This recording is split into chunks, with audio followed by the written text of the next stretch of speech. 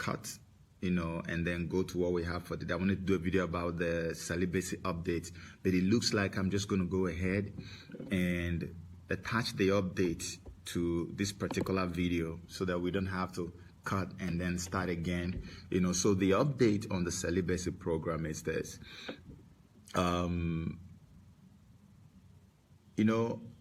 I've seen a lot of people, being a little impatient. And I want you to know that this is a very, very spiritual thing. You can't be impatient. A lot of people are bugging me, sending me all kinds of messages. What is happening now? What's going on?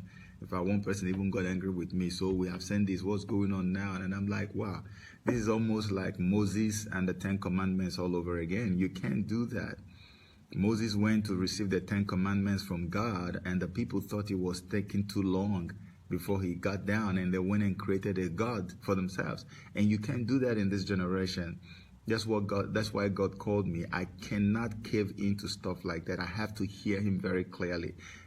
At the end of the day, if I tell you now, maybe you agree, maybe not.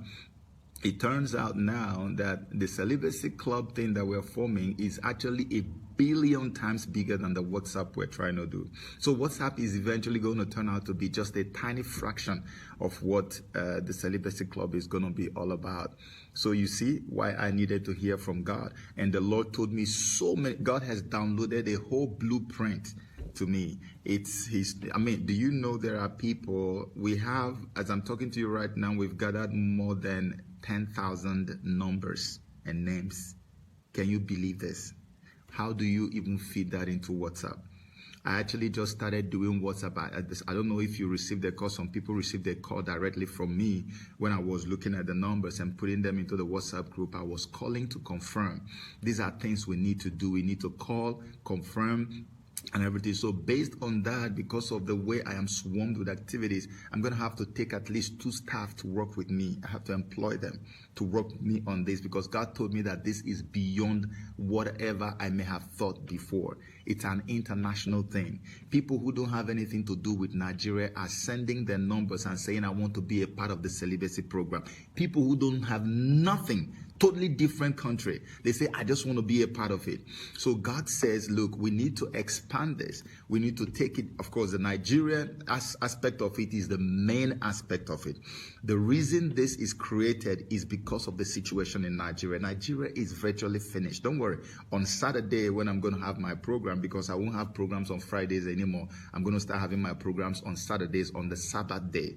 We need to start with obedience. When my obedience is complete, I'll be able to correct another person's disobedience. So our programs will now be on Saturdays. So on this coming Saturday, I'm going to tell you more about what is going on in Nigeria and why God needed us to have this powerful team of celibates. And there was a video that somebody sent to me, which was a pure, clear confirmation that indeed I heard from the Lord when he said, go and raise me an army of celibates. I'm going to post that video much, much later.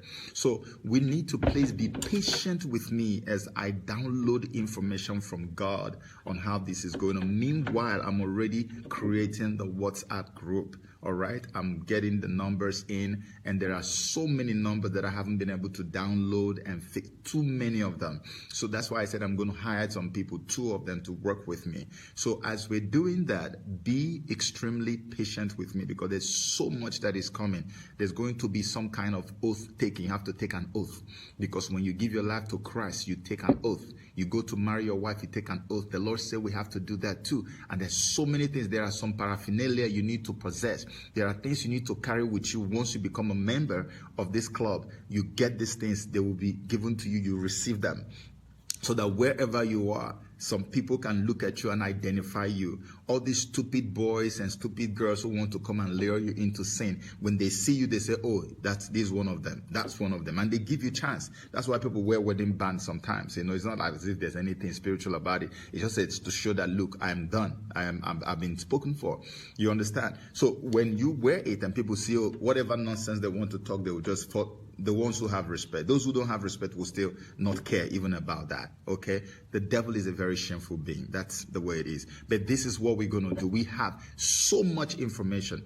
I think I may have to do another video after this program, just detailing all these things I'm talking about right now, so that people can take a round and just get more details. We need more people to join in, because it's going to be bigger. In fact, I see a situation where we're having some kind of physical office somewhere, you know, where people can go in for counseling and all of that. Parents can bring their children that MTV has destroyed, and all kinds of stupid things have devastated them. Hollywood has destroyed. You can bring them, and you can have people who can counsel them, talk to them. If it's not done on the phone, maybe we can have a physical place. I need volunteers in different cities. We want to be in every capital of all the countries in this world, if possible.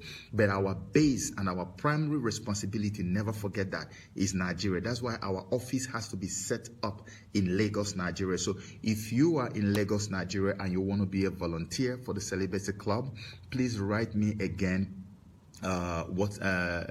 Facebook Messenger. Go there and write me a message. Don't drop it on the page. A lot of people are dropping their numbers on my posts. Just do a messenger. Go to instant message on WhatsApp, on Facebook, and write me and tell me, look, I am ready. I want to work with you.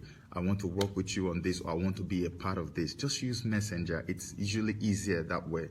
Okay. So God bless you, and thank you so much for, believing in this course that God has given us. I have no doubt in my mind that the Lord is going to do something. So, going into our program, we were supposed to have this very event, this seminar, last week. So I just wanted to give you a little update, okay? So, like I said, I've been undergoing a lot of attacks, a lot of spiritual attacks, beyond anything I've ever seen in my entire life, okay? So the day I was supposed to do, something happened. The devil struck, and I lost a lot of money, so much money. It almost got to me, and the Lord said, no, don't worry, son. It's a distraction. Just keep going forward. I came back. That was part of the, reason, trying to deal with that situation. I postponed the program, and then I moved forward, and we brought that program to, this time.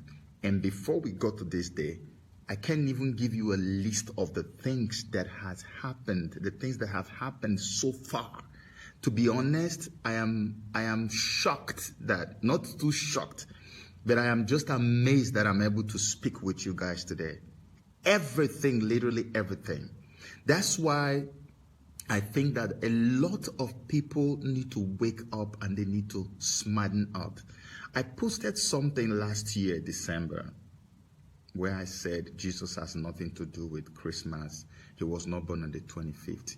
If you just want to bear me witness, scroll down on my page on Facebook and go and hear the comments, the load of comments that people were making. Some even called me Antichrist. Some people were angry with me because I said what I said. They have not heard me. They have not even heard what I had to say. Nobody even said, okay, let's hear what you have to say. If you said that, so let's hear this. That's when you know that foolishness is breeding inside of people. That's why God is so angry. That's why God is that's why God picked me up.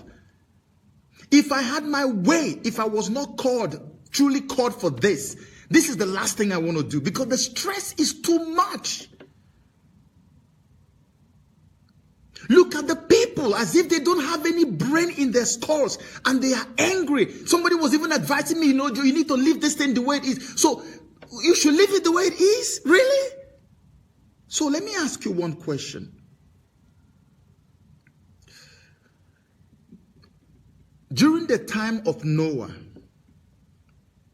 God came and through his net, what he found was just one family. Do you know how many millions of people were around at that time? That all of them were still doing religious things, believing in God. Do you know how many of them were around? How come it was just one that God took, one family? During the time of Sodom, how many families? One family. Even the one family eventually was not complete.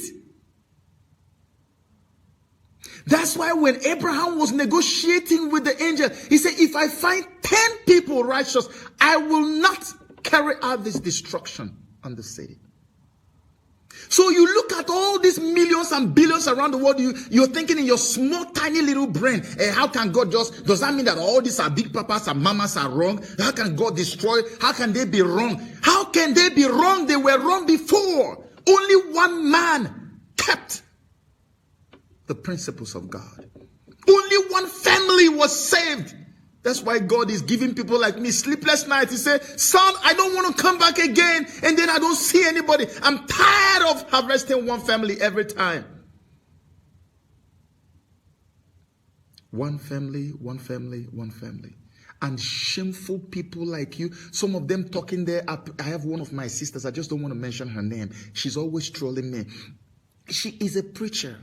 And there are preachers who were commenting there and saying, leave Christmas the way it is. That's not just leave it. The Bible says you shall know the truth. And the truth which you have known will set you free. So if we leave it the way it is and don't research and find out the truth, how foolish then is it for us to become Christians? May God have mercy on those of you. In fact, at the end of this presentation today, all of you will have to go and put up an apology on that same page and say you are sorry for the load of rubbish you were saying about me, or else I'm going to send angels to come and slap sense into all of you. It is so disgraceful and so shameful that such a thing could happen. And look at the caliber of people who were doing it. Knowledge. Where is knowledge gone? Knowledge has disappeared. When you even come to bring knowledge, when you even come to teach the people, you become an enemy. Let's go to the point we have today. I want people to learn. I want people to wake up. My Father's heart is grieved. God's heart is grieved. And I must teach you. I must tell you the truth. If that is the last thing I do before I die, I will do it. Today's program is the origin of Christmas. What has Jesus Christ got to do with Christmas? I am going to start from something that I had done last year. Sometime last year. I did a program, because I do all these seminars. I did a program last year about the origin of days. How the days you have came about. We're going to start from there, and I want you to have your pen and your paper. If you know anybody who is a doubting Thomas, please tell them to tune in right now and then be watching. Because facts don't lie. The origin of days.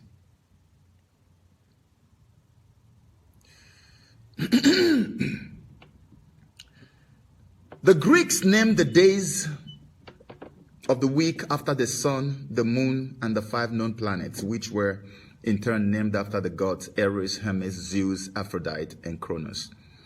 The Greeks called the days of the week Theon Hemerai. You know the meaning of Theon Hemerai? Theon Hemerai means days of the gods, small g gods, the gods that...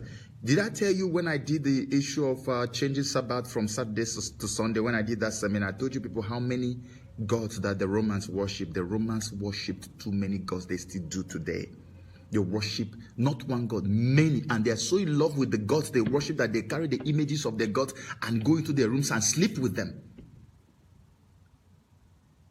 So, the Romans substituted the equivalent gods of the Greek for the Greek gods: Mars, Mercury, Love, Jupiter, Jove, Jupiter, Venus, and Saturn. The two pantheons and very similar. Now, the Germanic peoples generally substituted roughly similar gods for the Roman gods. Tyr for Tyr, Woden, Thor, Freya, but did not substitute Saturn.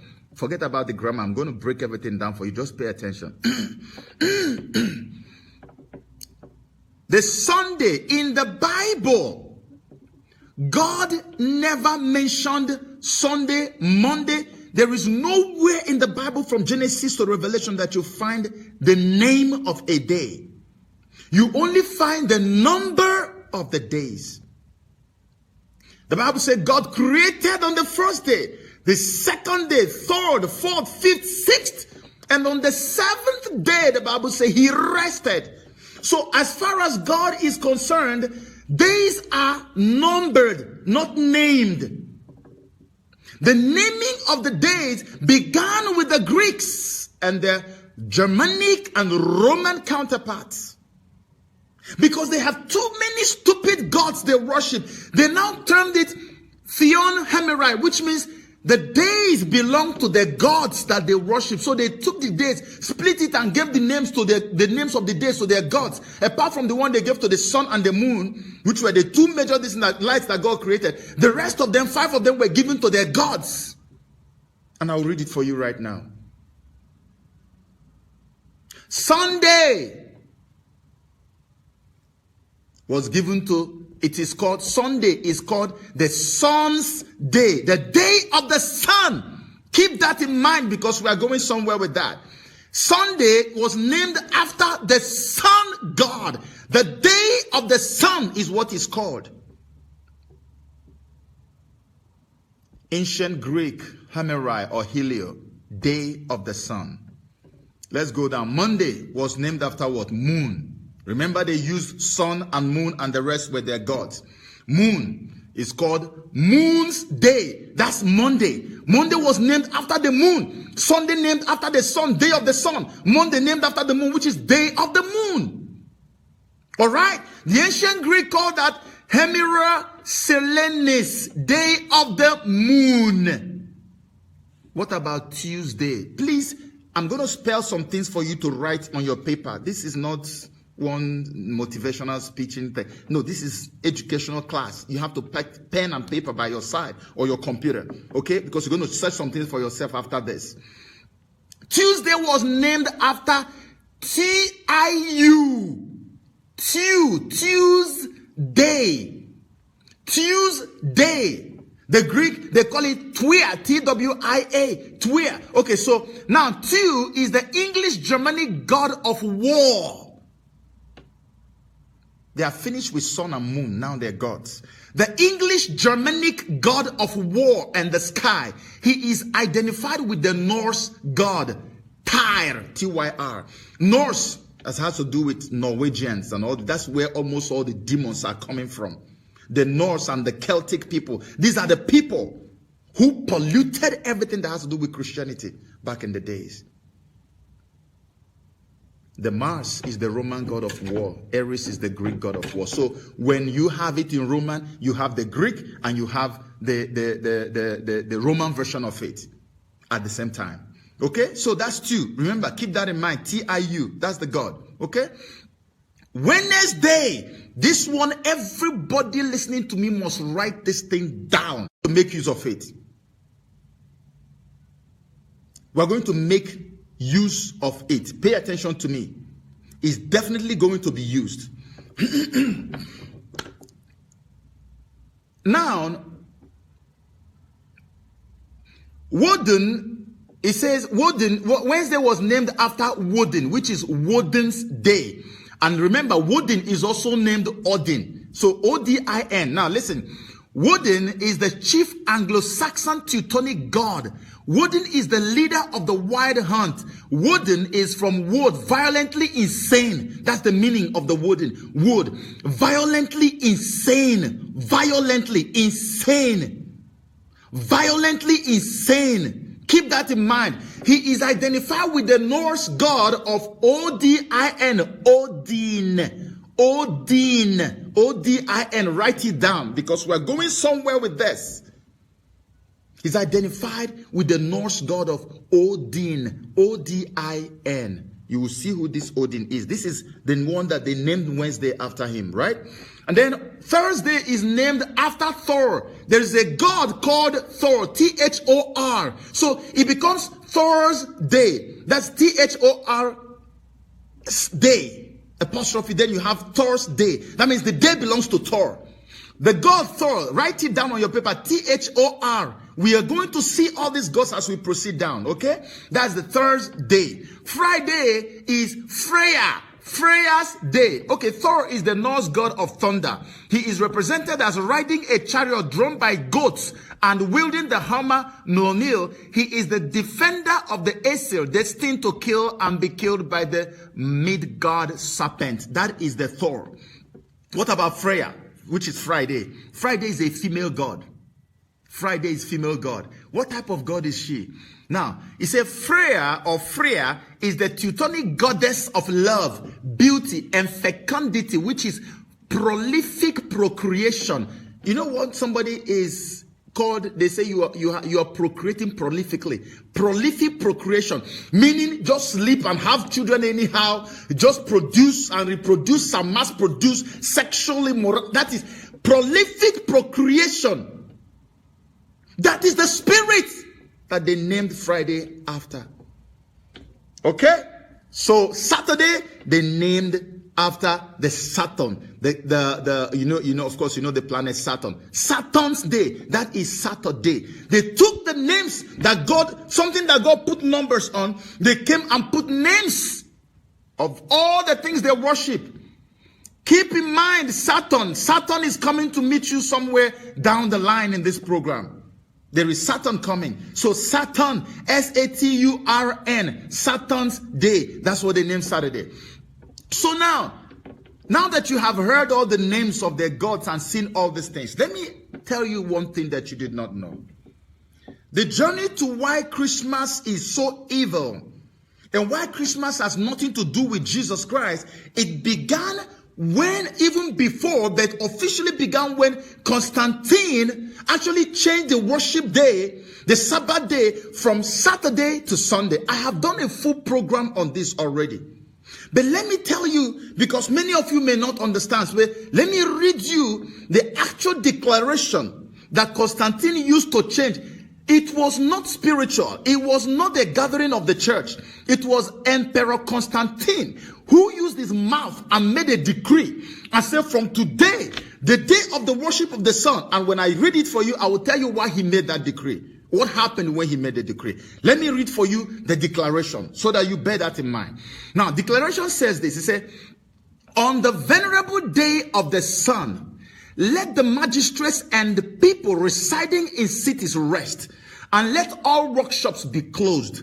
In the country, however, persons engaged in agriculture may freely and lawfully continue their pursuits, because it often happens that another day is not so suitable for grain sowing or for vine planting. Now, this is a decree. Remember the first line he put there, he said, on the venerable day of the sun. Do you see why they named the sun after a particular god day? You say it is the sun's day. So he now said on the venerable day. He didn't even say on Sunday. He mentioned it the way it should be. On this venerable day of the sun. On this day of the sun, let the magistrates and people residing in cities rest. Okay, if you think that was not enough, let's go down. There is an encyclopedia. Take it down if you have a pen. It's called Chambers Encyclopedia. Chambers Encyclopedia. In Chambers Encyclopedia, there is something that happened here. Okay, it was what they call the Catholic Church Council of Laodicea. Laodicea is Laodicea. LAOL for love. AOCI. Okay. LAODICEA. Laodicea. Catholic Church Council of Laodicea. I want you to write it down so you look it up for yourself. Please, everything I'm telling you, you search it for yourself and find out how much of a liar I am. Okay? In that Council of Laodicea, this was in 364 AD. Remember, Constantine made his own decree in AD on the 7th of March, to be precise. On the 7th of March, AD 321. That was when he made that decree. Now, by AD 364, the Catholic Church Council of Laodicea, by this time, the pagans have already taken over the church. Now look at what they said. Very blunt. They said, Christians, look at the declaration. Listen, from the encyclopedia. He said, Christians shall not Judaize and be idle on Saturday. And in bracket, they put Sabbath in the encyclopedia. Christians shall not Judaize and be idle on Saturday. In bracket, they put Sabbath. They shall work on that day. You must work on that day. But the Lord's day, they shall especially honor, as being Christians shall, if possible, do no work on that day. If, however, they are found Judaizing, they shall be shut out from Christ. Do you know what what these people are saying here? That on the Sabbath day, Christians should not do any work. But on the Lord's day, which day is the Lord's day? They believe that Jesus Christ rose on a Sunday. So they now say people should not rest on the day God gave as a command that you should rest.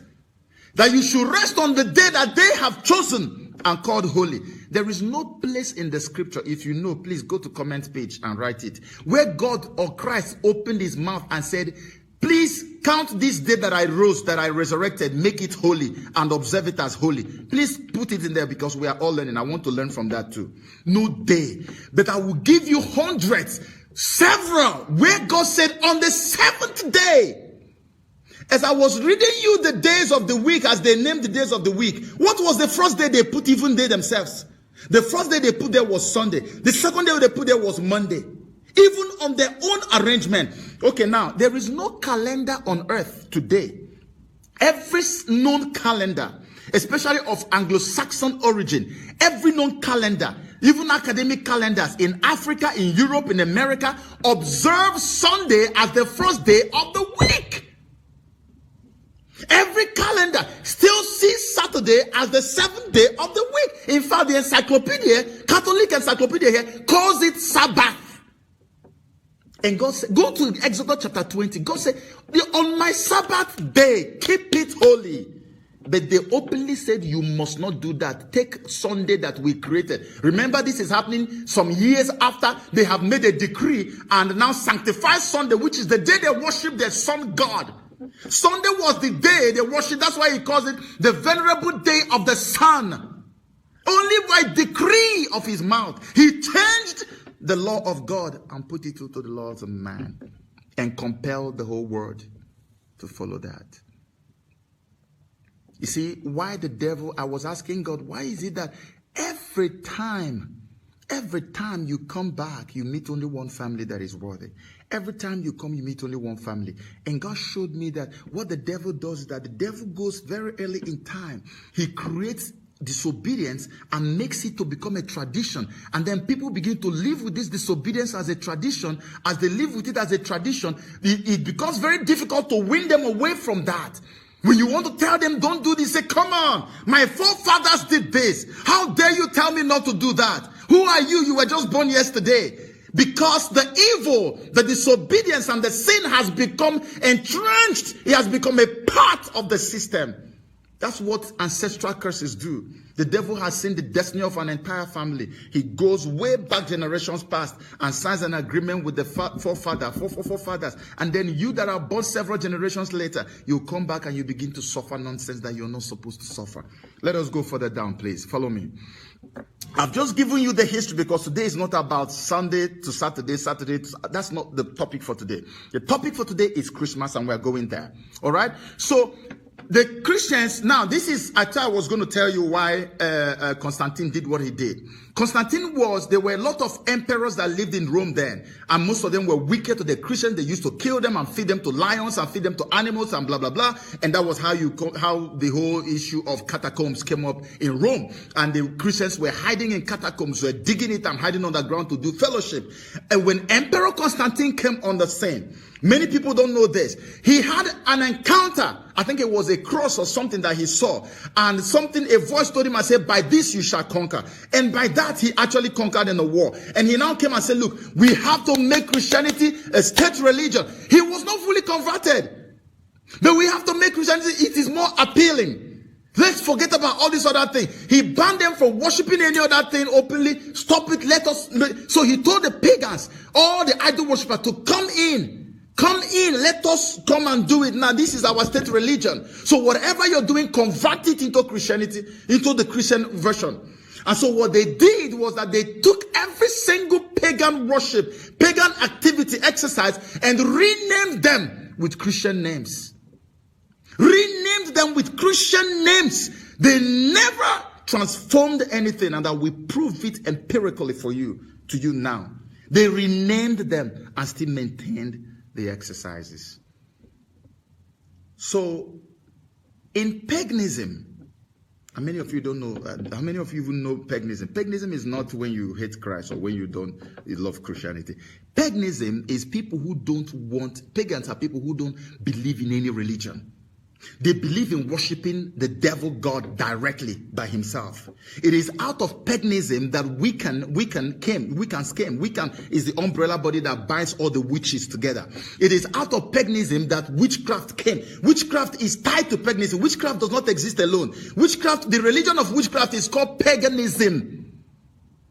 So you either say pagan calendar of the year, or you say Wiccan, Wiccan, Wiccan calendar of the year. Google it. You can see Wiccan or pagan. They are the same, one and the same. Now, in the Wiccan wheel of the year or pagan wheel of the year, they have this thing they call the wheel of the year. You can write it down, please, so you look it up yourself. They have 8 Sabbaths that they observe every year. 8 Sabbaths, 8.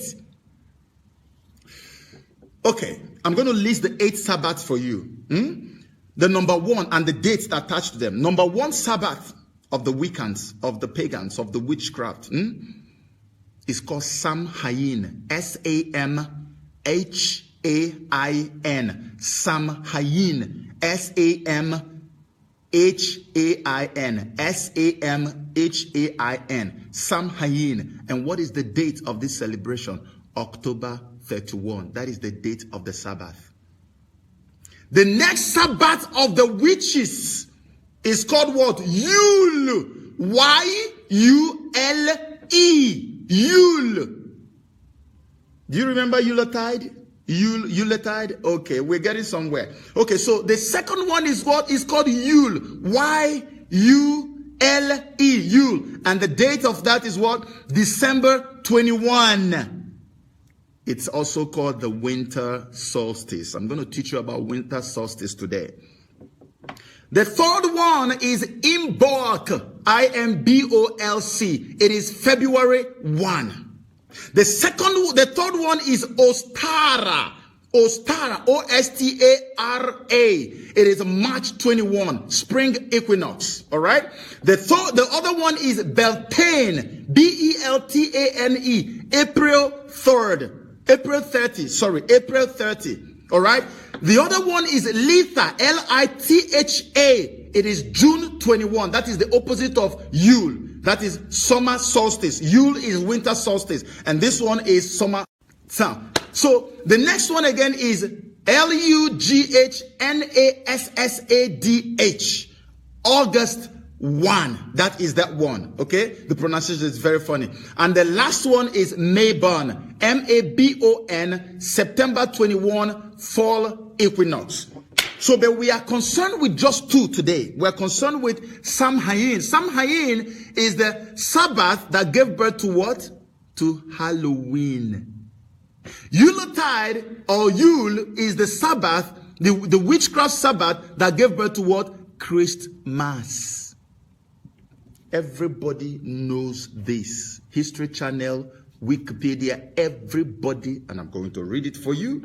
This is it. So you see how the truth stares us in the face every day. So look at the Sabbath for the wicked, for the witches. Sabbath for the witches, Samhain. So you remember when Constantine did what he did, the progress now began that every single thing that the pagans did, let us repackage them, change the names, the labels on them, and still maintain them. I'll prove it to you. So here is this. This is history of Halloween. It will shock you. Halloween's origins date back to the ancient Celtic festival of Samhain, pronounced So-in. The Celts, who lived 2,000 years ago in the area that is now Ireland, the United Kingdom, and northern France, celebrated their new year on November 1. Keep your mind on November 1. Please, November 1. It is a pagan new year. Okay? Pagan new year, November 1. Watch. Now, this day marked the end of summer and the harvest and the beginning of the dark, cold winter. A time of the year that was often associated with human death. Human death. So the Celts believed that on the night before the new year, the boundary between the worlds of the living and the dead blurred. So on the night of October 31, they celebrated Samhain when it was believed that the ghosts of the dead returned to earth. So there are 2. This is where the journey begins, okay? There are 2. There is 31, okay? There is October 31 and there is November 1. One gives birth to the other. All of them are occultic pagan holidays. But guess what? Do you know how Christians took over? Christians went and named November 1 and named it All Saints Day. And how many of you listening to me and watching me now know that Halloween originated from Christianity? The witchcraft people who own Halloween, they call it Samhain. The Halloween, the name was given by Christians. Halloween is actually a Christian celebration. Do you know the meaning of Halloween? It is called All Hallows Eve. The Eve of All Saints. The Eve of All Saints. All Saints Eve or All Hallows Eve, which also is called Halloween. Check it out. All Hallows Eve. Christians named Halloween. But look what happens in Halloween. By October 31st, they believe that the distance between the spiritual realm, the spiritual world and the physical world, the distance is too tiny that evil spirits can easily walk in and just walk out of this world. They can even move physically. That is what happens on that night. That's why every time you see Halloween, you see the kind of nonsense they wear, the kind of things they do. Do you know, until I went into research, I never knew that Halloween was actually a Christian celebration. So why will Christmas not be a Christian celebration?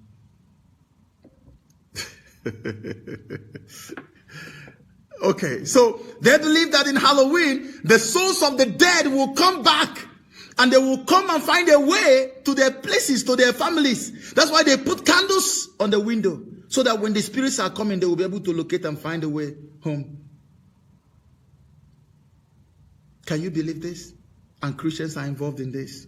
Now, this is the meaning of Halloween. It says Halloween means All Saints Eve, a celebration observed in a number of countries on 31 October, the eve of the Western Christian feast of All Hallows Day. It begins the 3-day observance of All Hallowtide, the time in the liturgical year dedicated to remembering the dead, including saints, martyrs, and all the faithful departed. You see what they did? They put saints there, they put all the faithful departed, and you know it is a complete occultic festival. In many parts of the world, the Christian religious observance of Halloween's Eve, including attending church services and lighting candles on the graves of the dead, remain popular, although elsewhere it is a more commercial and secular celebration. Some Christians historically abstain from meat on All Hallows Eve. The tradition reflected the eating of certain vegetarian food. This is the same thing that the Celtics were doing. Christians are doing it today. So now you know that Christians actually christened Halloween, which is Samhain. The pagans call it Samhain. We come and say, no. We'll maintain the same date. We'll do the same practice, but we'll change the name and call it All Hallows Eve.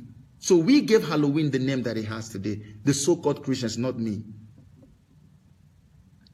Praise God. Please, I'm getting some signal on my device. I don't know what is going on. I don't know if it's planning to go off.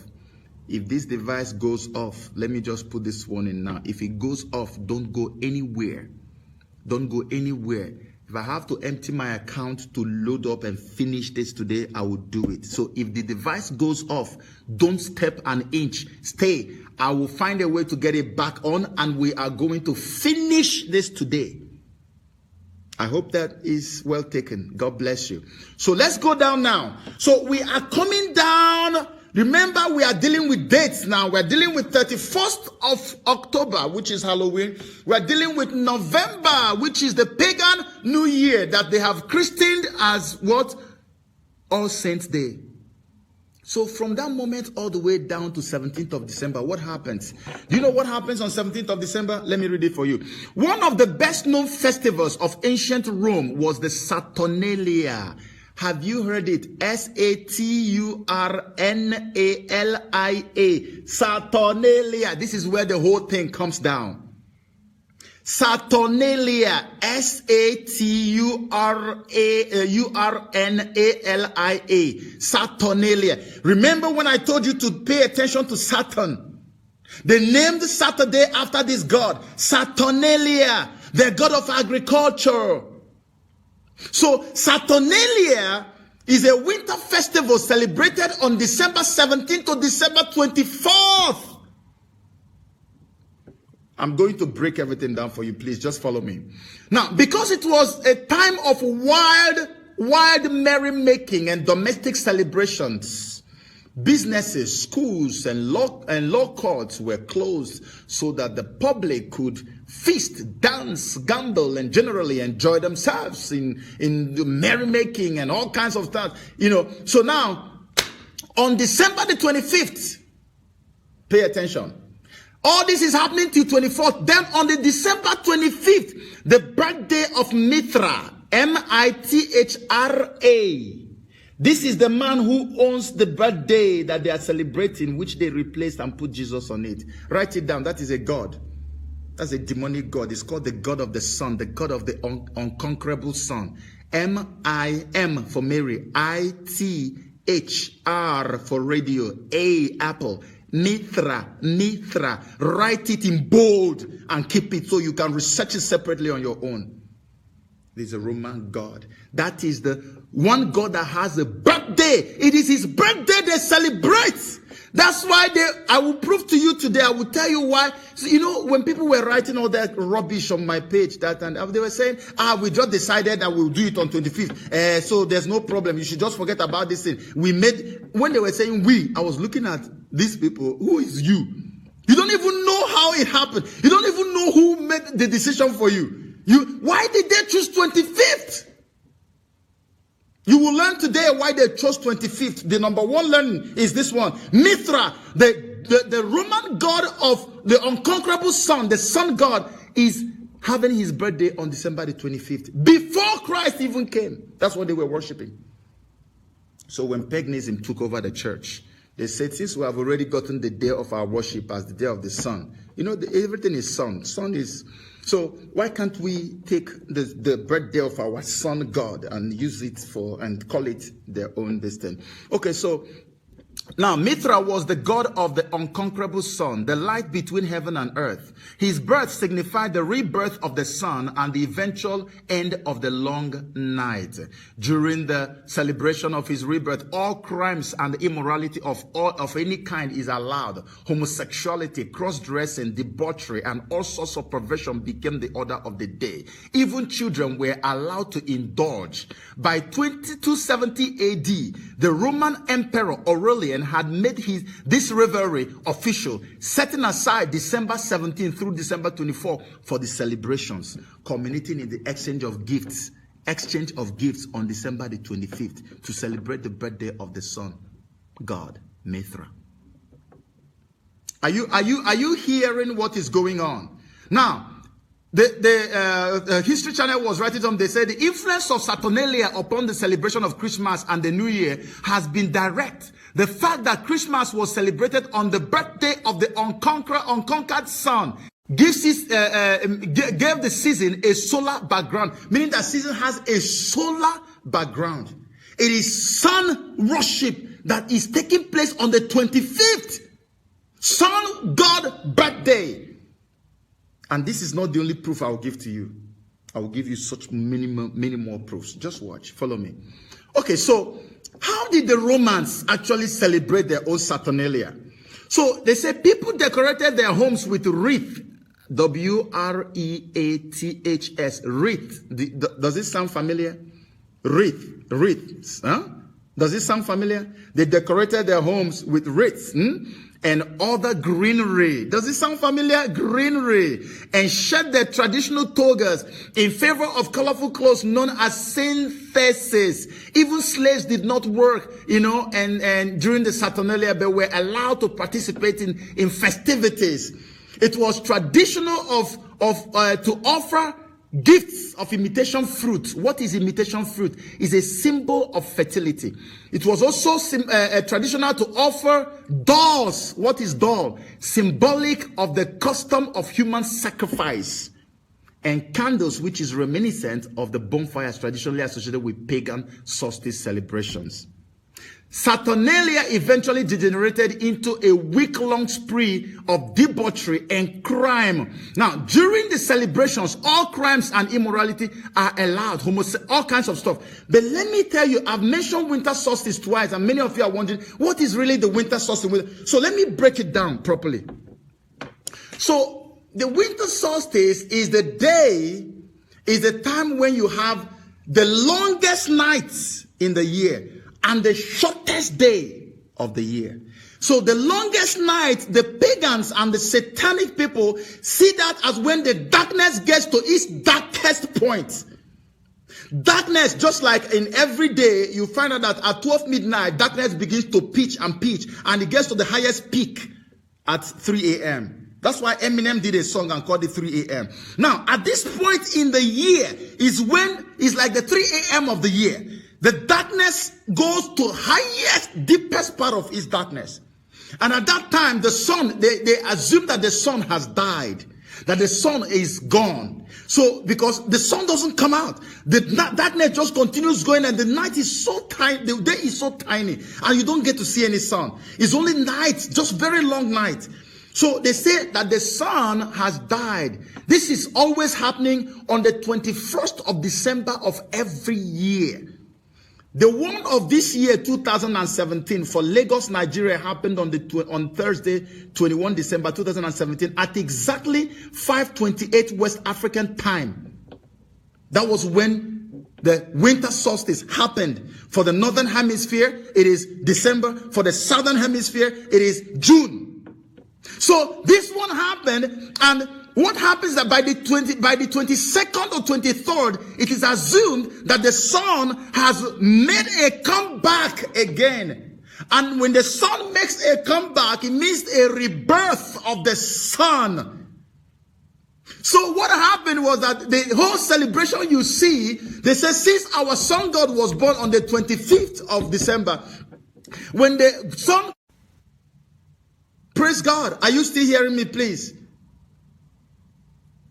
Okay, I'm still on. So the celebration of the sun god, the sun made a comeback. So the people believe that, okay, for the period that the sun was out, you find out that they are burning logs. They are doing all kinds of witchcraft stuff. You know, there's so many things that they do. At that time, it becomes sober, that the sun is dead, that the sun is gone. So, but suddenly, the sun makes a comeback. But instead of the 23rd now, they moved it to the 25th, when they said that the celebration of the birthday of their God is going to happen. So instead of on the 23rd, they assumed that the birth of their son actually completed on the 25th. So the sun had finally made a comeback. So why you think that you are celebrating the birth of the SON of God, the people actually got you to celebrate the birth or the reincarnation of the SUN of their small g God. The Son God, not the Son of God. I know you need a proof, and I will give you more than enough. The winter solstice is an astronomical phenomenon, making the day with the shortest period of daylight and the longest night of the year. Okay, I've explained that to you. So let's go to the History Channel's description of Christmas. Pay attention. You know, History Channel is an official story. They won't give you too much. But even at that, hear what they said. Okay? Politically correct. The Christian holiday of Christmas especially owes many of the traditions to the ancient Roman festival, including the time of year Christmas is celebrated. The Bible does not give a date for Jesus' birth. In fact, some theologians have concluded he was probably born in spring, as suggested by references to shepherds and sheep in the nativity story. But by the 4th century AD, Western Christian churches settled on celebrating Christmas on December 25th. You see, the politically correct thing that they gave you, they said, that's what many people were quoting for me. Oh, but we just decided, we settled, we are going to do it on that day. So what is the big deal? Well, let me tell you that this is a lie. Let me tell you, it is a lie. They came down here again. They say, before the end of the 4th century, many of the traditions of Saturnalia, including giving gifts, singing, lighting candles, feasting, and merrymaking, had become absorbed by the traditions of Christmas as many of us know them today. Become absorbed. They were not absorbed. They were never even changed. The Christian didn't absorb them. They took them hook, line, and sinker the same way they were and just changed the names. So let me prove it to you. We're going to Yule, Y-U-L-E, the true origin of Christmas. Follow me as I read this to you. Please pay attention. No distraction from anybody. Write down, I told you to write down Y-U-L-E, Yule. You're going to look it up yourself and see what is going on. Yule or Yuletide, means Yule time, was and is a festival. This is Wikipedia. A festival observed by the historic Germanic peoples. Scholars have connected the celebration of the wild hunt, the god Odin, O-D-I-N. Do you remember why I told you to keep it? They have connected the celebration to the wild hunt, to the god O-D-I-N, Odin, and the pagan Anglo-Saxon Modranate. It later underwent, listen to this English. You say the festival later underwent Christianized reformation or reformulation, resulting in the term Christmastide, which is in English Christmas. This is please go Google Yule now. W-Y-U-L-E. Google it. You go straight to Wikipedia. This is Wikipedia that is, politically correct site.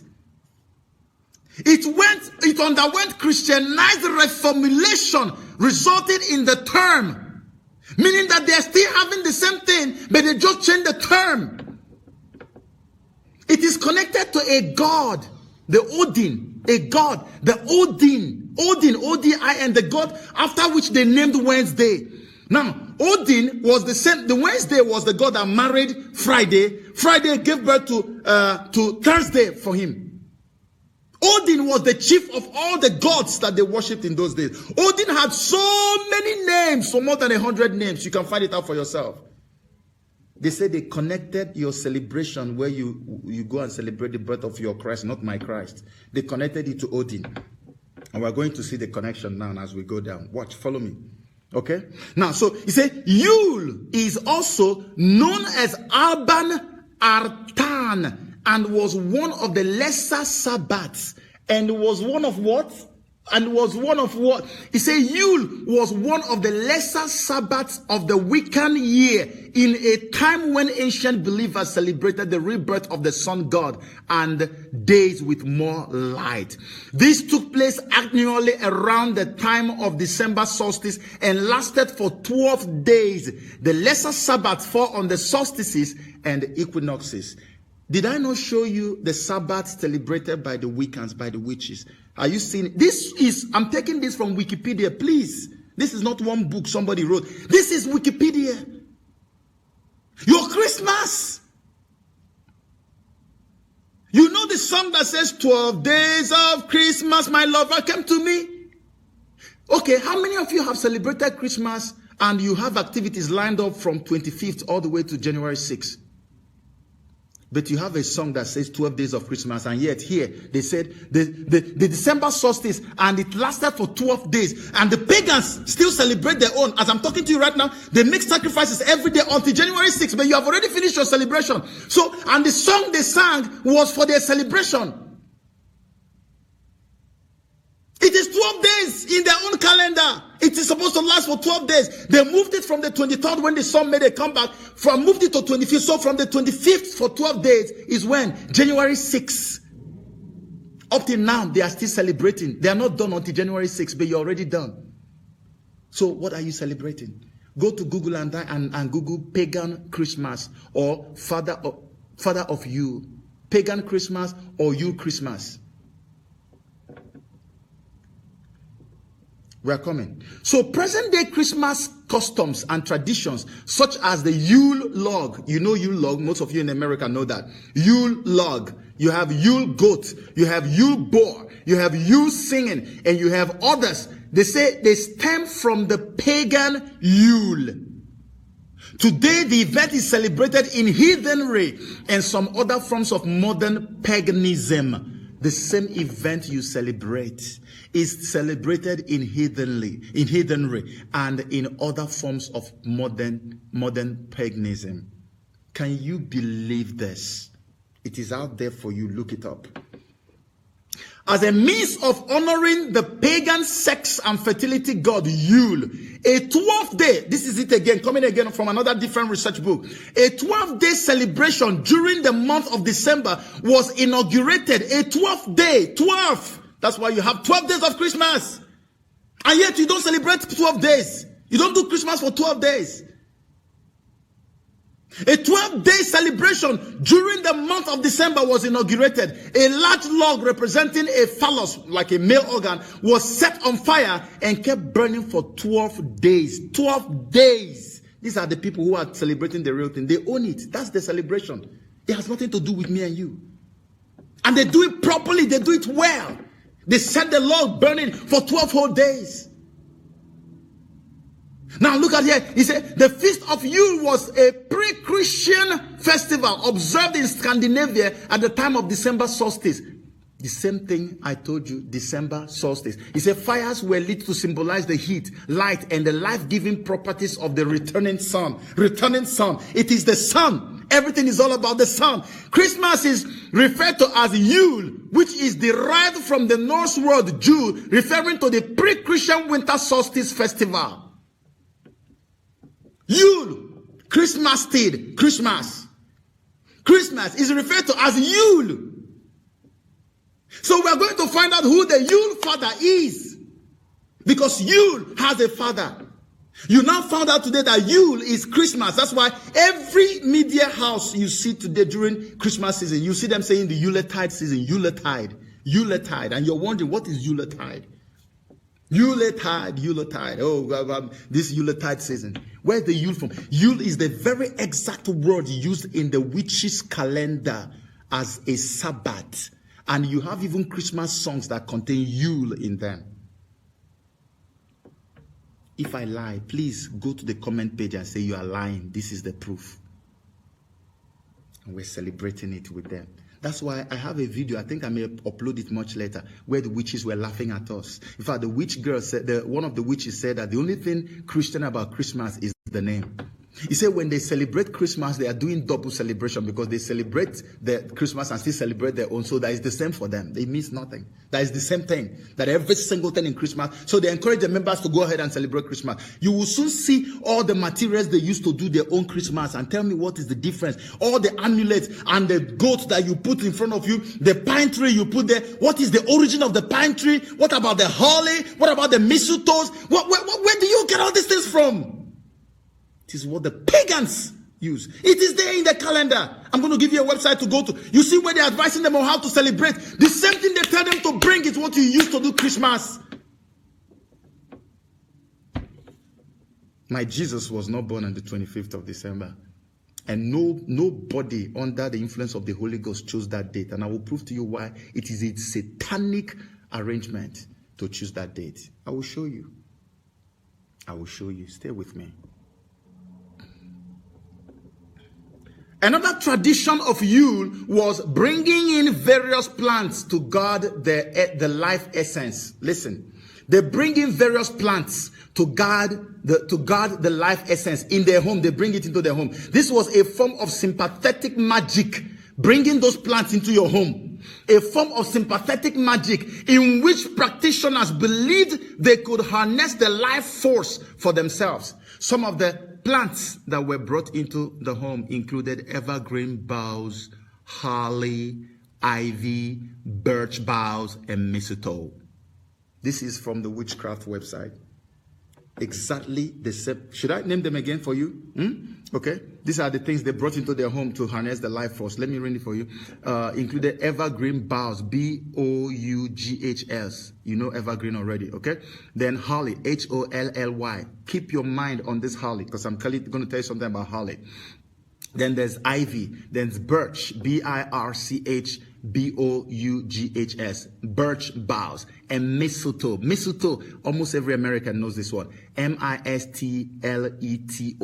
Mistletoe. The evil one that they go and you come under it and you kiss your lover under it. Mistletoe. This is what they gave them as instruction. As instruction. Now, the same Christmas you are talking about that you say your Jesus was born on. Do you know how many of you listening to me now and watching me know that Christmas was banned, severally banned until much recently? How many know that Christmas was banned in America, in Europe? Can I give you the information? By the 7th century, Pope Gregory I ordered Augustina of Canterbury to incorporate any and all pagan practices and customs in the expanding Roman Catholic Church.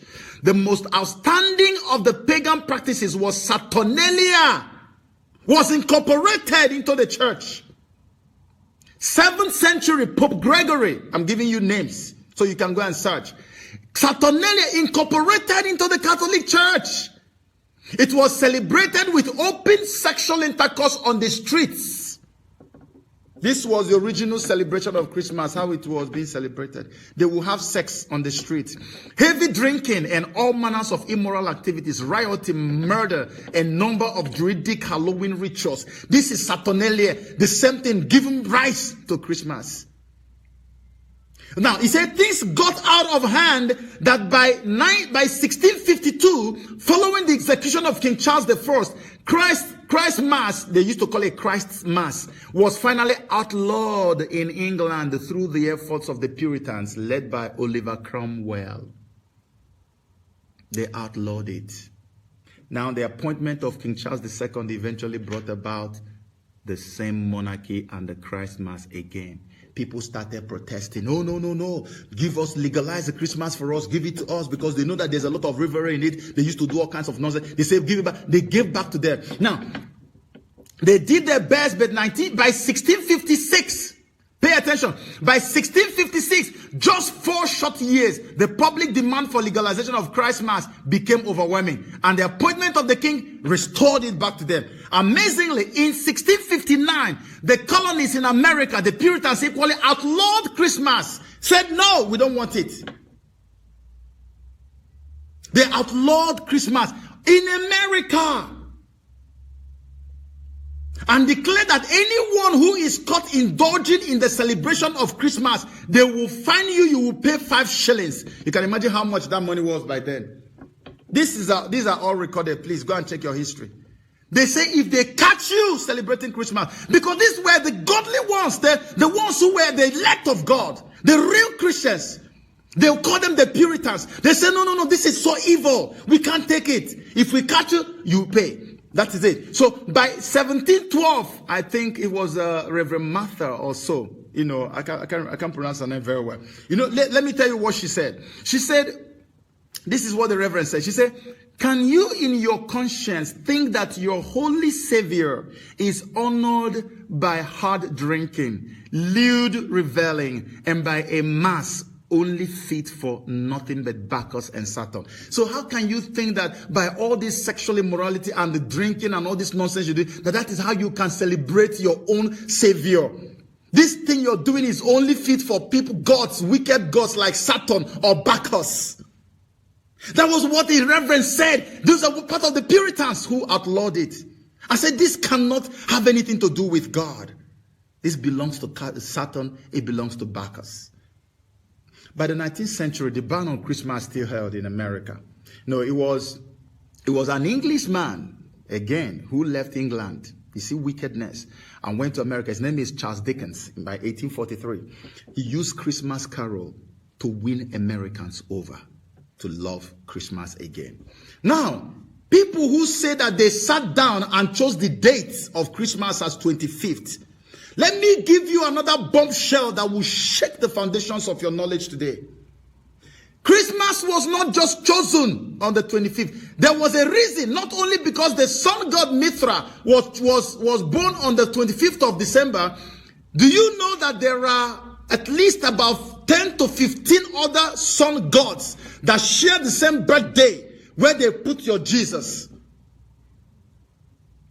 Do you know there are other sun gods that have their birthday and you know their names? I will give you the names. These are names you know, but you didn't know. They have the same birthday. So what these demonic people did was that they took the Jesus Christ. They believed that Jesus Christ and Christianity derived out of all these pagan origins, because, and I'm going to prove it to you, they say that all the story we tell about coming of Christ and born of a virgin, that is something that has happened before. So Jesus cannot be any special person. He has to be one of the sun gods that we have. They call Jesus Christ a sun god, and they put him in the middle, the same place where all the sun gods have their birthday. They squeeze him there. That's why when they draw Jesus, you find out that they put a halo sign over his head. You know what is halo sign? H-A-L-O, halo sign. They put that halo when they draw Jesus and there's something like a sun, this thing around his head. That is how you know a sun god. It is on the head of Buddha. It is on the head of Krishna.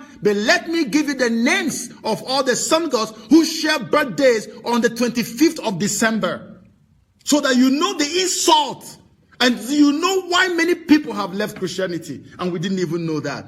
Number one, Hermes, a Greek god. He was born December 25th, 200 BC. Second one is Dionysus, Greece, December 25th, 300 BC. The other one is Zarathustra, Greece, December 25th, 100 BC. The next one is Adonis, Phoenician, December 25th, 200 BC. Now, the more popular one is Krishna. Krishna was born where? In India. In India. When? He was born on December 25th, 900 BC. What about Mithra, the one that we already read about? Was born in Persia and born on December 25th, 600 BC. So what about this other one? Horus. You know about Horus? Isis, Horus, and the rest of them, Osiris. Now, Horus was born in Egypt. He was born on December 25th, 3000 BC. December 25th. These are names you know. What about Buddha? Buddha was born in Nepal on December 25th, 563 BC. What about Bedo? Bedo was also the god of Orion, born on 1027 BC. Now we have other Quetzalcoatl, you have Hercules, you have Atis, or you have Tammuz, you have Osiris. All of them were born on December 25th. 25th BC, 400 BC, 300 BC, and the rest of them. All these gods were born that time, before that period. Now, how do you explain the fact that they carried Jesus Christ when they made, there's a diagram I saw, they put all the gods and lined them up one by one and put Jesus in the middle. All of them had their halo sign and they put also a halo sign in front. That's why when they look at you, okay, I'm going to tell you, let me show you why they tell you that your story as a Christian is concocted, that you stole the story of what happens in paganism, that Christianity is not real. So let me tell you a little background of all the gods who were born in December 25th. So I want to run quickly, so that we don't waste too much time. Now, the number one is Krishna. Krishna was born in India, born on December 25th, 900 BC. His mother was a virgin. Are you listening to me, please? Are you paying attention to me? His mother was a virgin. Mother's name was Maya. The name Krishna means black or dark. His uncle Kamsa, the ruler at the time of his birth, sought to kill Krishna because he had heard a prophecy that Krishna would overthrow him. I will stop there. Let's go down to Mithra. Mithra was born of Persia, December 25 to 600 BC. His birth was witnessed by shepherds that brought gifts to him. Are you listening? Are you listening? The sun god that they celebrate his birthday on December 25th, the main one. He said his birth was witnessed by shepherds that brought gifts to him, gifts to honor him. He was styled as a mediator between God and man. Is he resembling something you know? Now, witness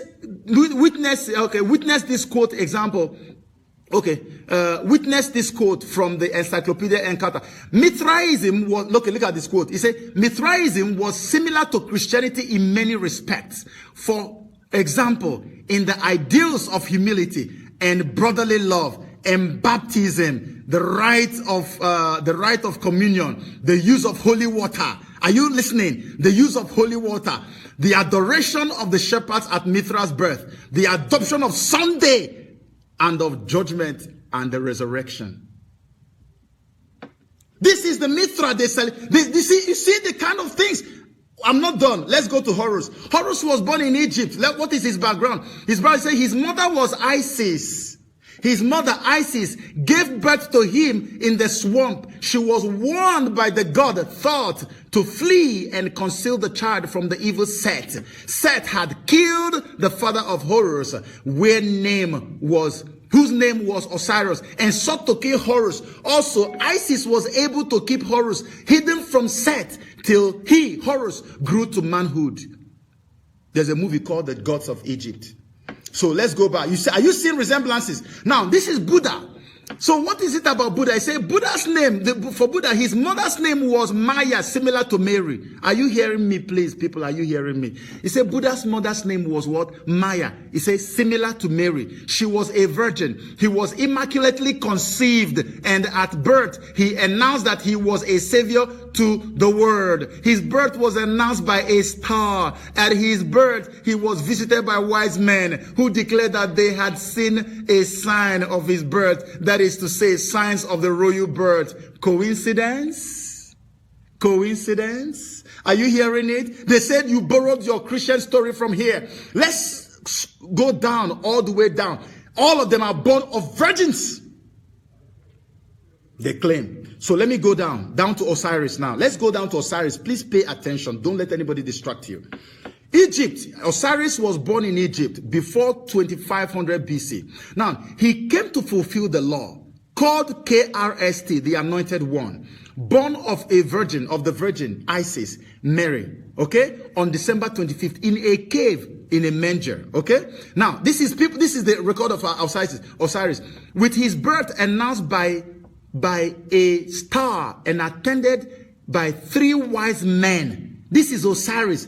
Earthly father named Seb translates to Joseph. At age 12, he was a child teacher in the temple. And at 30, he was baptized, having disappeared for 18 years. Osiris was baptized in the river Larutana, the river Jordan, by Enoch the baptizer, who was beheaded. Are you seeing? Is there any difference between what I'm reading and what you know about Jesus? So these people believe that since all these our sun gods, they have similarities and they share the same birthday. Who is this Christ that will come and have a separate? Let's take him, squeeze him and put him there. So to see the impact of this that they have done, this is why many people have left Christianity, thinking that Christianity is fake. Look at, there's a write-up here. It says many characteristics of Jesus which Christians today believe in are understandably similar or identical to religious trends and beliefs that preceded Christianity. Are you hearing that? There are tens of accounts of pagan gods of many different cultures who were said to have the same attributes as those that Christians claim Jesus had. Claim.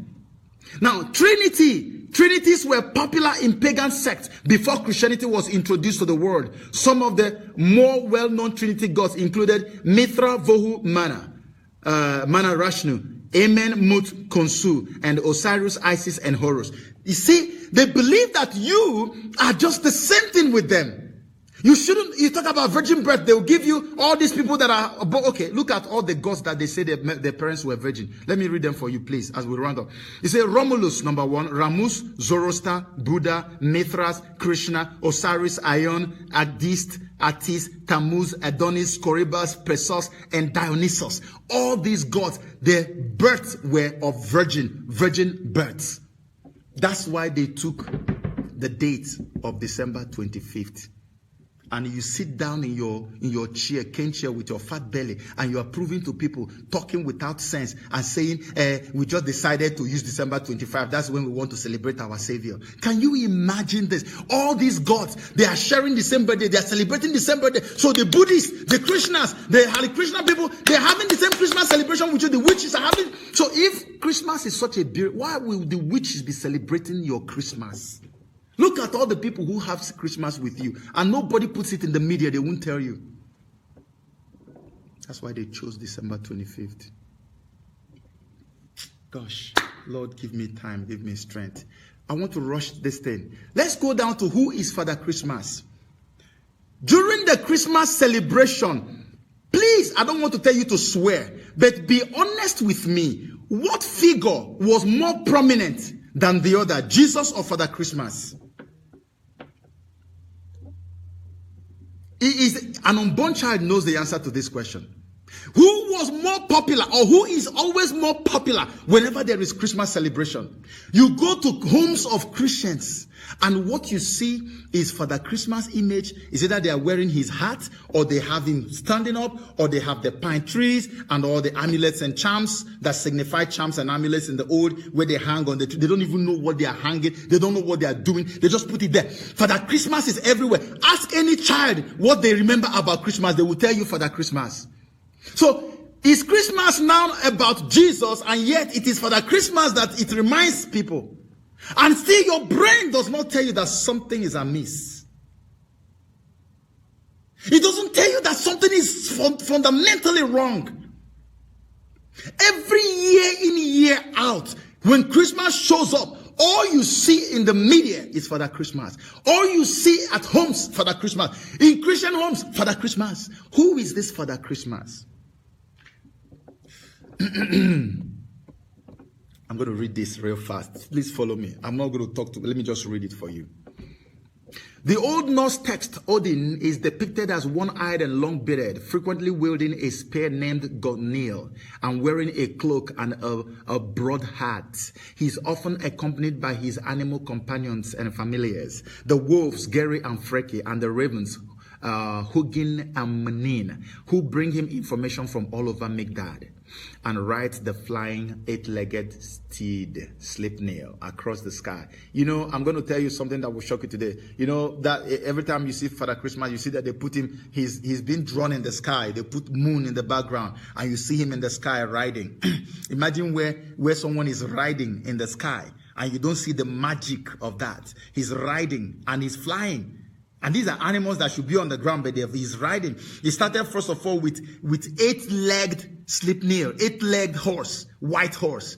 And eventually it moved now to reindeer. Reindeer, what is 8 reindeers that draw him, and you see them on the sky. And he's carrying gifts that he wants to go and give to children. So let me go down right now and read you the history of how that transitioned, okay? Here's a look at how Santa Claus emerged from the lands of the Vikings. You know Vikings? Exchanging the Norse god Odin's more terrifying traits for those of a plump, chucking man of eternally good nature. Odin, remember I told you about Odin, the one that they named Wednesday after him, the chief of all the gods.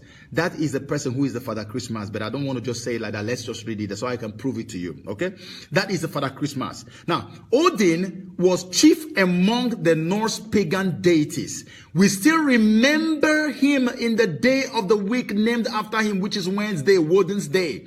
He was spiritual, wise, and capricious. In centuries past, when the midwinter Yule celebration was in full swing, Odin was both a terrifying specter and an anxiously awaited gift bringer. He brings a lot of gifts, soaring through the skies on his flying 8-legged white horse, which is called Sleipnir. Okay, back in the day of the Vikings, Yule, Y-U-L-E, Yule was the time around the winter solstice on December 21. Gods and ghosts went soaring above the rooftops of the wide ride. The dreaded Oscoria, one of Odin's many names, was Jonil, which is master of Yule or father of Yule. So if Yule was Christmas and you have somebody whose name is Father of Yule, what does that mean? Father Christmas. Check his name. He has more than 100 names. Odin. One of his names, go look it up. Don't take my word for it. One of his names is Father of Yule or Master of Yule, which is Father of Christmas. Okay, so let me rush this. Oh God, help me. So centuries have passed and the world was changing.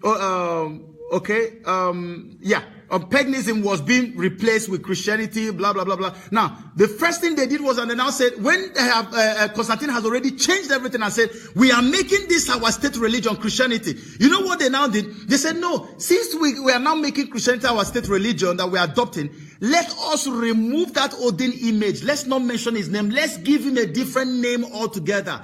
Guess what they did? They went and renamed him St. Nicholas. They say St. Nicholas is the one who brings gifts and everything. So from that moment on, everybody starts seeing for the Christmas as St. Nicholas. They call it Santa. That's Nick. They got his name from Santa Nicholas, Santa Nicholas, Santa Nicholas. And they were just celebrating until when the Catholic Church banned everything that has to do with Nicholas. I think it was 1960 something. Even before then, they banned everything about Nicholas was cut off because people were attributing too much power and glory to him. They started seeing like he was God.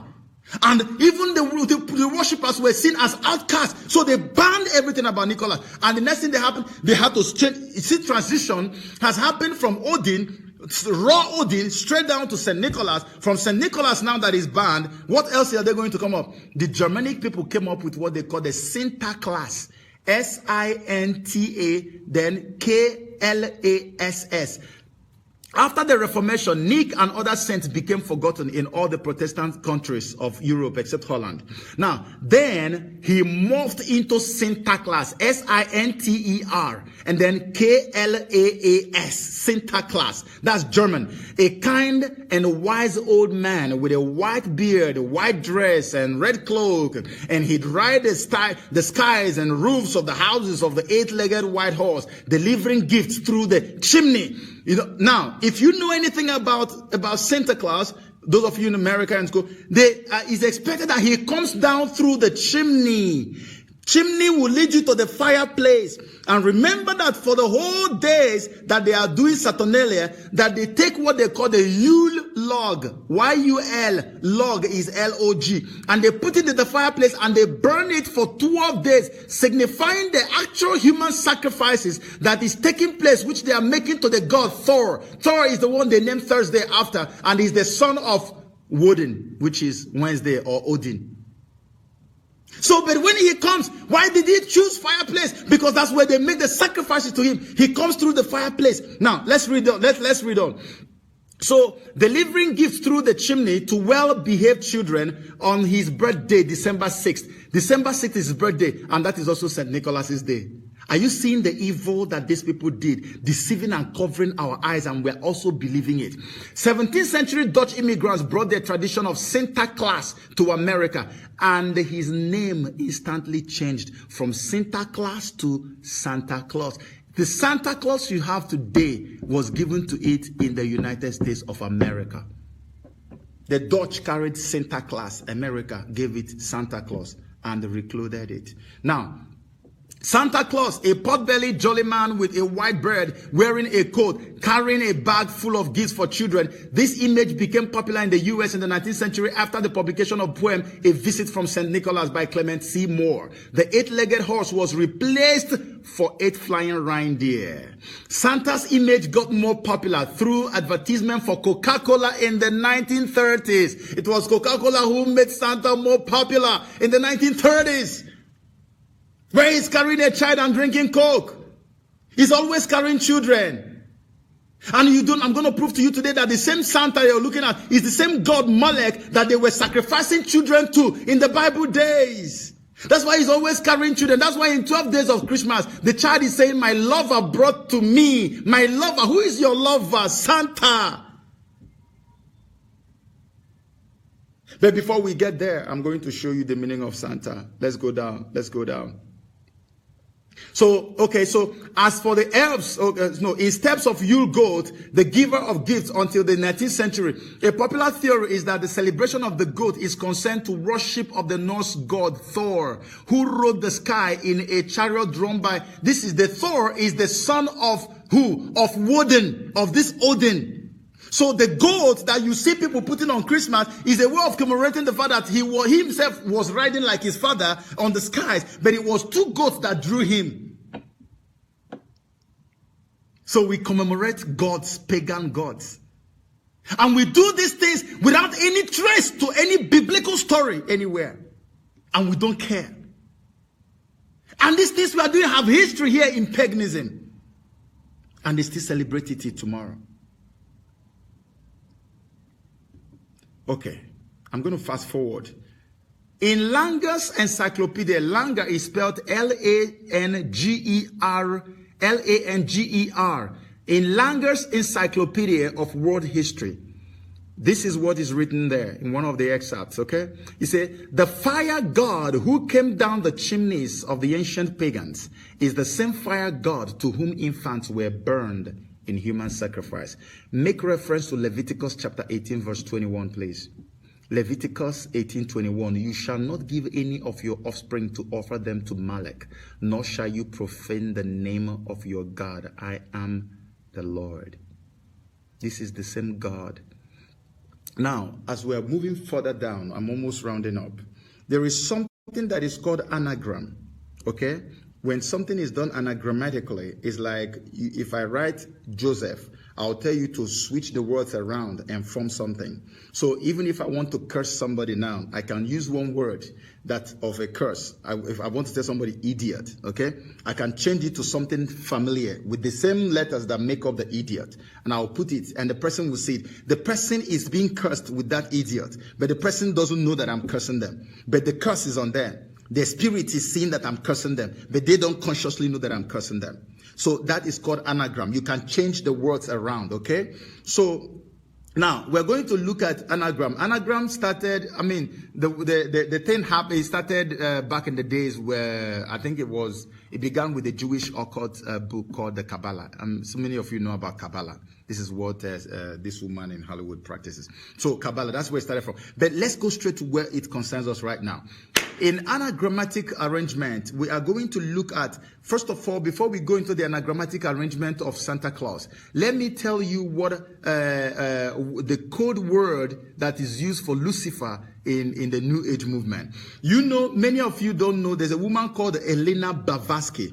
Elena Blavatsky is probably the female version of Aleister Crowley. She's one of the wickedest women, one of the highest occultists that ever lived in terms of a woman, a feminine. All right?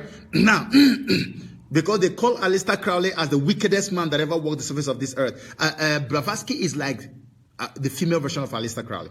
But then she had a prodigy called Alice Bailey. Now, Alice Bailey was a protege of Blavatsky, okay? And Alice Bailey was the woman, I want everybody to pay attention, please. Alice Bailey was the woman who founded what we call the Lucifer Trust. It's a publishing company that is currently in the United Nations as one of the most important organs in the United Nations. They just don't do only publishing, they are into policy making, all kinds of stuff. With the UN, Lucifer Trust. So by 1924, people were raising eyebrows and talking, what is this? How can you take it out? Call it Lucifer. Yeah. So they quickly went and changed it and called it the Lucis Trust, or Lucis, Lucis, Lucis Trust. Now you're asking yourself, why did they remove from Lucifer and call it Lucis? If you have a pen, write it down. You can just Google Lucis. You will see their website now. Lucis, Lucis Trust. Now, they called it Lucis Trust. And I was like, what happened? Does that change anything or does it not change anything? Now, there are two code words that they used to refer to Lucifer in the New Age. They are code words, so they are not known to everybody. The two code words that you can call, and you know that you're also calling Lucifer, is Lucas. Lucas, Lucas, and Lucis, Lucis. Every time you hear Lucas or Lucis, you are calling Lucifer. Lucas and Lucis, they are all Lucifer. That's why they removed from Lucifer that everybody was aware of and moved to Lucis. So if Lucas is also Lucifer, what is Santa Claus? Can somebody out there listening to me do an anagrammatic arrangement of Santa Claus for me, please? This is classwork now. Do anagrammatically, what is Santa? Let's start with Santa. How do you rearrange Santa? What do you get when you rearrange Santa? Santa. What do you get? Instantly. What do you get? You get Satan. Does that work like that on your paper? Are you doing it? Anagrammatic rearrangement of Santa is what? Satan. What about Claus? Claus. Santa Claus. What is the anagrammatic arrangement of Santa Claus? Can you do it? Just Claus alone, sorry. Claus. What is it? What does it give you? It gives you what? Lucas. So Santa Claus, anagrammatically arranged, what do you get? You get Satan and Lucas, one and the same. Satan, Lucifer, one and the same. I am giving you life today because my Father gave me the power to give you life. I don't have it. He put it in me. This has been one of the toughest journeys I've ever had to embark on in my entire life. I am giving you life, free. People pay thousands of dollars to get the information I'm sharing with you free today. Satan, Lucas, the same God to which they offered children. That's why he's always in love with children. And I'm going to read you the lyrics of Marilyn Manson's song called Saturnalia. That's what we're going to end with. Saturnalia. I will show you the lyrics, what he wrote in the song. I will show you the lyrics. You need to say it as we are closing now. Okay? Because I'm about to close. But before I close, I went to a website where they give advices to witches and pagans on how to conduct their Christmas. And I want you to take your pen and your paper by your side. Please get ready to write. This is the instruction they gave them. It's called the symbols of winter. Now, it's a Yule is a Sabbath. This is from their own Wiccan website, please, their website. It's a Yule is a Sabbath that reflects the return of the sun. So is giving them instruction on how to do it. So add solar symbols to your altar. Because they do what they call Yule altar. You can also Google it, Yule altar. Y-U-L-E, and then altar is A-L-T-A-R. You can Google it so you will see how their own altar looks, whether it's different from the one you make in your home as a Christian. So this is the instruction. They say, Yule is a Sabbath that reflects the return of the sun. So add solar symbols to your altar. Gold discs, yellow candles, anything bright and shiny can represent the sun. Some people even get a large pillar candle, inscribe it with solar symbols, and designate it as their sun candle. You can also add evergreen boughs. Again, we are seeing evergreen boughs. Evergreen, B-O-U-G-H-S, boughs. Now, you see sprigs, S-P-R-I-G-S. Are you writing? Sprigs of holly. S-P-R-I-G-S of holly. Holly is H-O-L-L-Y. Evergreen boughs, sprigs of holly, pine cones. Pine cones. P-I-N-E-C-O-N-E-S. Pine cones. A Yule log. Y-U-L-E-L-O-G. Yule log. And even Santa Claus.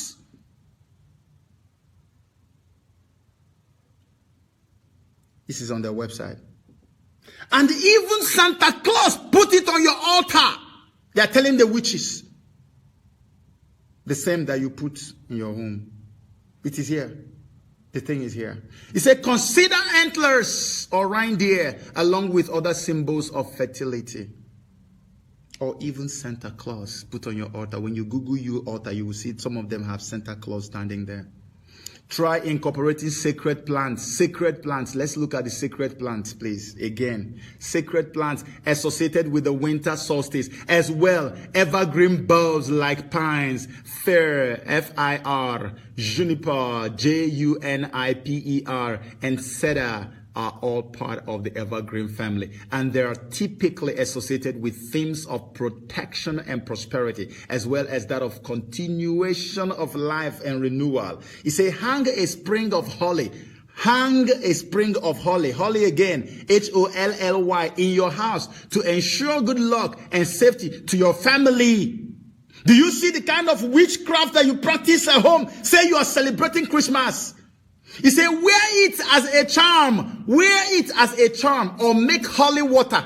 Let me give you the history of holy water today. Nobody has ever told you this before in life. Watch. Let me show you where holy water came from. It's witchcraft. Watch it here. He said, hang the sprig of holly in your house to ensure good luck and safety to your family. Wear it as a charm, or make holly, H-O-L-L-Y, holy water, which you probably read as holy water, H-O-L-Y, water. So Is this coincidence? Let's see what he's talking about. He said, by soaking the leaves overnight, by soaking holly leaves overnight in spring water under a full moon. How do they make holy water? They take the holly leaves, holly, Holly, the leaves of holly, they take it and soak it overnight in spring water. And when the day is the spring water, when it's daybreak, you have what you call holy water. That is a famous pagan practice that went into the church. No wonder we start seeing holy water in the pagan, in the Catholic church. And then from there, it has gone even into Pentecostal churches. I didn't even know before. I told you, anywhere knowledge runs to, I pursue knowledge. I am Alice, and knowledge is that thing that is running into the wonderland, and I'm pursuing it down to the wonderland. I don't care if it is where the devil lives, I'm going there. I chase after knowledge. Because the truth, God, of all the things that will make God's people perish, God said it's only lack of knowledge. Lack of knowledge. For this, my people perished during the time of Noah. For this, they perished during the time of Sodom and Gomorrah. Lack of knowledge. Not that they couldn't pray, not that they couldn't do all those religious things. Lack of knowledge. Going down, I'm finishing now. He said, use birch branches to craft your own besom for magical workings, and in spells and rituals related to enchantments, renewal, purification, fresh, blah, blah, blah, all that nonsense. Now I say there's no limit to the number of things you can put on your Yule altar. As long as you've got the space, consider some of these items as part of your Sabbath decor. Look at the items: fruits and nuts. Add bowls of winter nuts like walnuts, pecans, and hazelnuts, or fresh fruit such as oranges and apples to your altar. Mistletoe, which symbolizes fertility and abundance, is often associated with the winter holidays around the world. Snowflakes, icicles, or even a bowl of snow can come in handy for wintertime magic. Candy canes, although they're typically associated with the Christmas holiday, candy canes can be utilized in magic as a way to direct energy. Bells are often included in pagan practice as a way of driving away evil spirits, but you can also use them as a method of bringing harmony to a magical space. Bells! And you have them on your trees. Sun wheels and other solar symbols are a great way to establish your connection to the sun as it begins its long journey back to earth. So the sun they are celebrating is the sun that God created, not the S-O-N that God gave birth to. It is not the begotten Son of God. It is the created S-U-N of the small g God. This is what the people are celebrating, and they have compelled you to celebrate with them. They changed the day of worship. They changed his birthday, and they imposed it on you, and you accepted it. No questions. And when somebody wants to explain, you say, hey, don't talk about it. You should be ashamed of yourselves, man. You need to go and pray that God will help you. I have to round this up. I have to round it up now. So here it says in the book of Jeremiah, I just want to leave you with this chapter concerning the Christmas tree. I don't want to go through. There's a lot that's said there about Christmas trees. Jeremiah chapter 10 verse 3 to 4. It says, for the customs of the people are vain. For one cutteth a tree out of the forest, the work of the hands of the workman with the axe. They deck it with silver and with gold. Is that not your Christmas tree? They fasten it with nails and with hammers, that it move not. This is your Christmas tree. And God said, these things, he said, I do not like these things. Stay away from these things. That's your Christmas. It's Jeremiah chapter 10 verse 3 to 4. Go read it through and see for yourself. Praise God. Go read it through. So now, in the end, I'm going to end here with the song. There's a song called Saturnalia, which is performed by Marilyn Manson, a famous Satanist. The lyrics of his song, he came down. I'm going to rush down the lyrics. He said, when all your demons die, even if just one survives, I will still be here to hold you. No matter how cold you are, no matter how cold you are, I see the terror in your teardrop.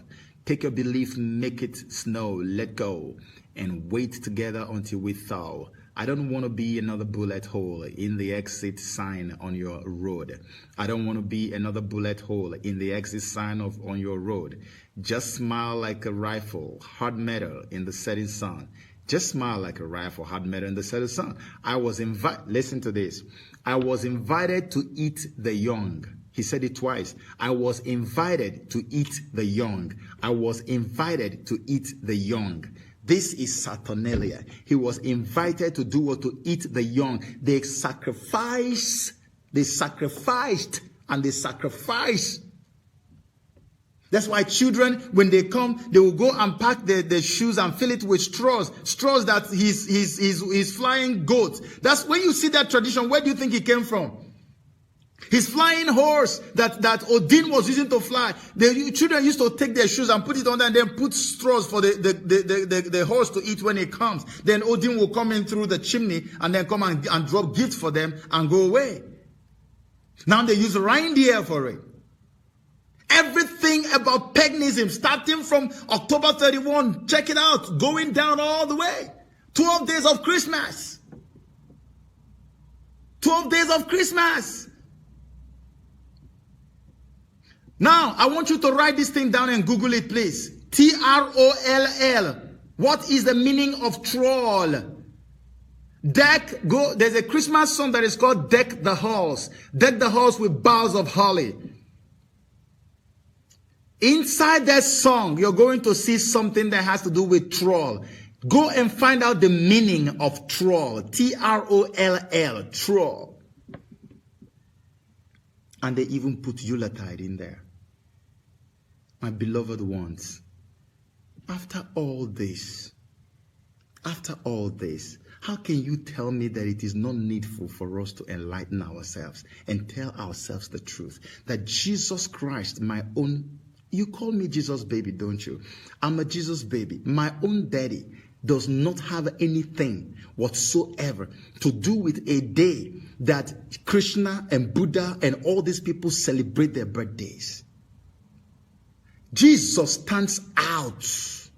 That's why so many pagans I've met in America, they always tell me that, come on man, this your Christianity just came from paganism. It's the same thing. They went and changed all their stories to look like that of Jesus. And they say that they are all the same, that we even borrowed the whole virgin birth and the whole resurrection thing, that we borrowed it from them. We did not borrow from them. It's a lie. That's why they put us on the same place where they have their birthday, so that we cannot deny it. That's why they put a halo sun sign above his head, so that you cannot also deny that. Is that my Jesus or your Jesus? That's not my Jesus. He's not a son God. He is the Son, S-O-N of God. He's not the S-U-N God. He is the S-O-N of God, the only begotten Son of the Most High God. He has absolutely nothing to do with the pagan worship and pagan sacrifices of Christmas. Something that was banned until the 19th century. Is Jesus born 19th century? If Christmas was about Jesus, why is it that it was only accepted just in the 19th century?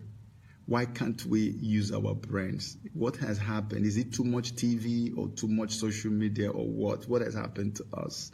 Father God, deliver your people. What is going on? You see Christians carrying Bibles. In fact, they don't even carry the Bibles anymore these days. That's why you can't engage in any intelligent discussion with an unbeliever. When you see them, you keep running, because you don't research, you don't read, you don't search, you don't do nothing. Anybody who wants to have an intelligent discussion, don't leave it, that's how it is. Nobody thinks that's how it is. The children you're giving birth to today are going into a computer age. Everything is smart now. They want to know. Now you tell them, oh, that's how it is. That's how it is. Don't worry, that's how it is. It doesn't matter. I won't do that's how it is. I will research. I will get knowledge. And I will pass it across to the generation after me. I will make sure that anyone who encounters me, that they encounter knowledge and that they encounter truth by every means possible. I submit to you today. I hope I have been able to convince you, just the way people used to talk in debates. I hope that by my submission, I've been able to convince you that my Lord and King, Jesus Christ, the one I love and love to death and love with all my heart and everything I stand for, that he was not born on Christmas, has nothing to do with Christmas, and that no true Christian or Christians came together to choose Christmas. The pagans who were in charge, who killed our brothers and sisters, who observed Saturday, our brothers and sisters were observing Saturday Sabbath. The same pagans who killed them camouflaged and came because they wanted to set a precedence of disobedience. They wanted to set a culture, create a culture of disobedience that will outlive them, so that we will make it will become a part of us. Like I was saying earlier, an ancestral curse. You don't even know about it. It happened many generations back, but it has become a part of you. So they created that culture. And that culture now has become a part of us. So when you tell someone, no, this is not right. Oh, come on, stop. My forefathers did it. How are you? Who are you? To come and change it. That is how God ended up with one families. Noah, Lot. It's the truth. But he said, this time I am done. I'm tired. I don't want to end up with one family. Obedience, they say, is better than sacrifice. Let's be obedient. Thank you so much. God bless you. I wish I could spend some more time, but I don't want to wear you out. But God bless you.